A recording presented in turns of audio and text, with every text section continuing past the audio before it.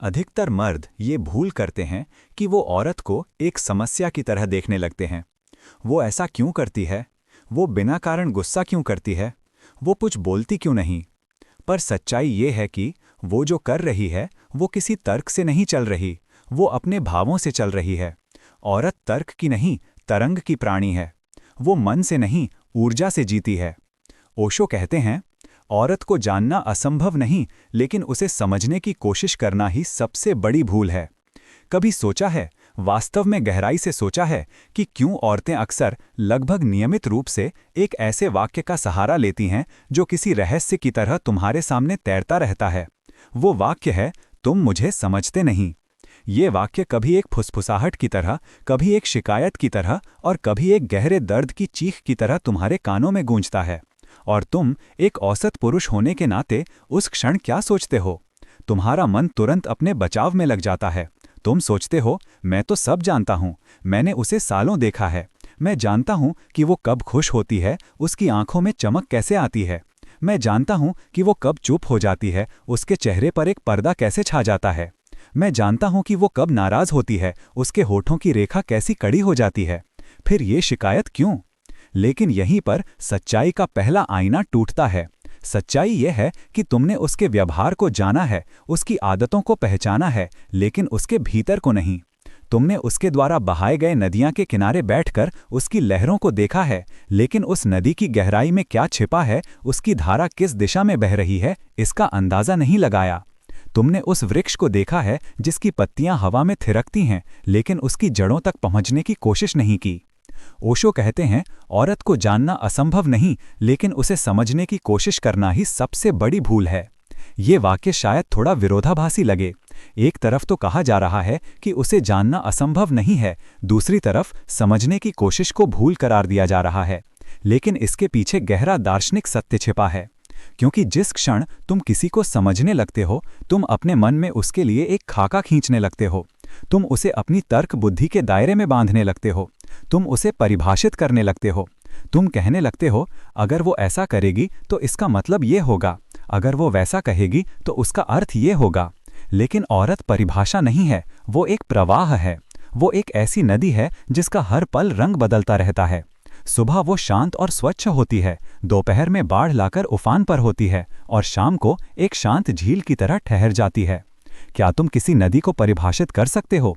तुम कह सकते हो कि ये नदी है, लेकिन तुम ये नहीं कह सकते कि ये हमेशा ऐसी ही रहेगी। औरत की सारी खूबसूरती, उसकी सारी रहस्यमयता इसी परिवर्तनशीलता में छिपी है। जब तुम उसे समझने की कोशिश करते हो तो तुम उस नदी में बांध बनाने की कोशिश करते हो, उसे अपनी समझ के एक छोटे से तालाब में कैद करने की कोशिश करते हो, और तब वो नदी अपनी प्रकृति के विपरीत गंदी और सड़ांध मारने लगती है। अधिकतर मर्द ये भूल करते हैं कि वो औरत को एक समस्या की तरह देखने लगते हैं। उनका दिमाग तर्क और समाधान की तलाश में रहता है। जब औरत कुछ अलग तरह से व्यवहार करती है तो उनके मन में सवाल उठने लगते हैं। वो ऐसा क्यों करती है? वो बिना किसी ठोस कारण के गुस्सा क्यों करती है? वो कुछ बोलती क्यों नहीं, चुप क्यों बैठ जाती है? ये सवाल इसलिए उठते हैं क्योंकि पुरुष का दिमाग कारण और प्रभाव के सिद्धांत पर चलता है। उसे हर चीज के पीछे एक तर्कसंगत कारण खोजने की आदत होती है। लेकिन सच्चाई ये है कि वो जो कर रही है वो किसी तर्क से नहीं चल रही, वो अपने भावों से चल रही है। औरत तर्क की नहीं, तरंग की प्राणी है। वह उस तरंग की तरह है जिसे कोई दिशा नहीं होती, जो हवा के झोंके से उठती है और किनारे से टकराकर टूट जाती है। वो मन से नहीं, ऊर्जा से जीती है। उसका अस्तित्व उसकी भावनाओं, उसके एहसासों, उसकी अंतरात्मा की आवाज पर टिका होता है। जब वो खुश होती है तो उसकी खुशी का कोई लॉजिकल कारण नहीं होता। शायद सुबह की एक छोटी सी धूप ने उसे खुश कर दिया। जब वो उदास होती है तो शायद कोई पुरानी याद अचानक उसके मन में आ गई। ये सब घटनाएं तर्क की परिधि से बाहर हैं। ओशो कहते हैं, जहां आदमी सोचता है वहां स्त्री महसूस करती है। यह एक महान सत्य है जो दोनों के अस्तित्व के मूल में छिपा है। एक पुरुष किसी स्थिति का सामना करते समय उसका विश्लेषण करता है, उसके बारे में सोचता है, उसके हल की तलाश करता है। वह अपने दिमाग का उपयोग करता है।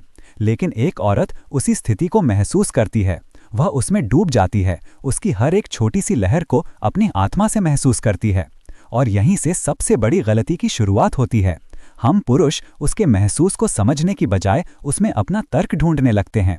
हम उसके भावुक अनुभव को एक समस्या मान लेते हैं जिसका हमें तार्किक समाधान ढूंढना है। कभी कभी औरत अचानक चुप हो जाती है।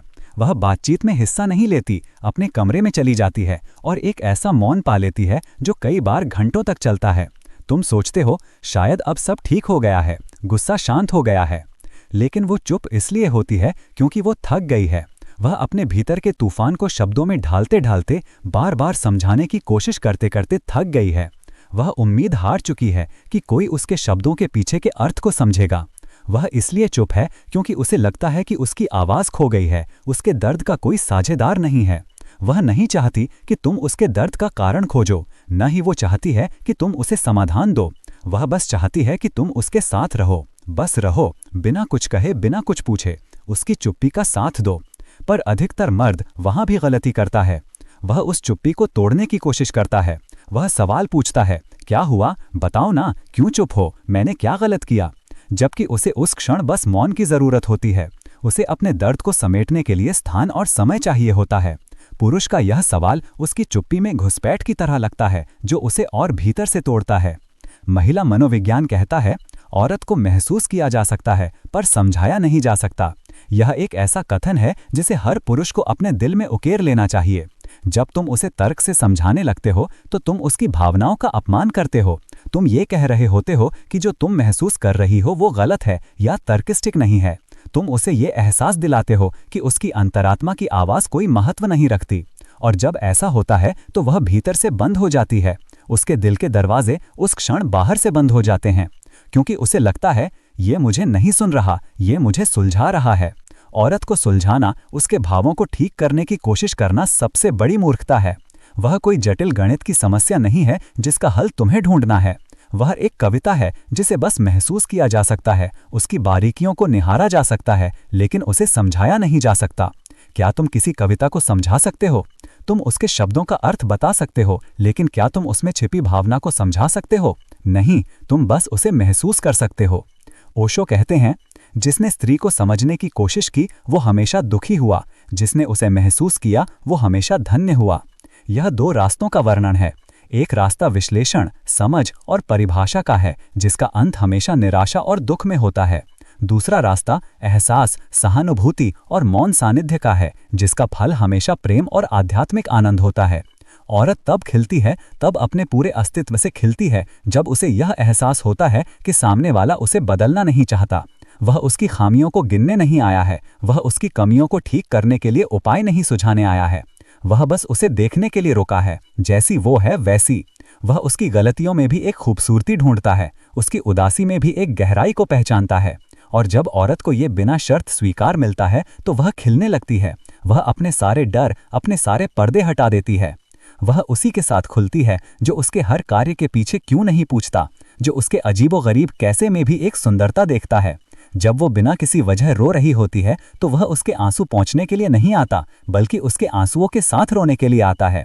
जब वो बिना किसी मौके पर नाच रही होती है तो वह उसकी नाच की वजह पूछने के बजाय उसके साथ नाचने लगता है। वह उसकी ऊर्जा का सम्मान करता है, उसे अपनी परिभाषा में कैद नहीं करता। अगर तुम किसी औरत को सच में समझना चाहते हो तो ये 3 बातें कभी मत भूलो, क्योंकि ये वो 3 सूत्र हैं जो तुम्हें उसके दिल के सबसे गहरे कक्ष तक ले जा सकते हैं। पहली बात, वो शब्दों से ज्यादा मौन में बोलती है। औरत के लिए शब्द अक्सर अपूर्ण होते हैं। वह अपने दिल की बात शब्दों में बयान नहीं कर पाती। जब वो चुप है तब वो सबसे ज्यादा कुछ कहना चाहती है। उसकी चुप्पी में हजारों सवाल छिपे होते हैं, हजारों जवाब छिपे होते हैं। उसकी चुप्पी उसकी आत्मा की आवाज होती है। जब वो चुप है तो शायद वो तुम्हारे प्यार को महसूस कर रही है, शायद वो तुम्हारी उपेक्षा को महसूस कर रही है, शायद वो अपने साथ बिताए एक पल को याद कर रही है, या शायद वो भविष्य की किसी चिंता में खोई हुई है।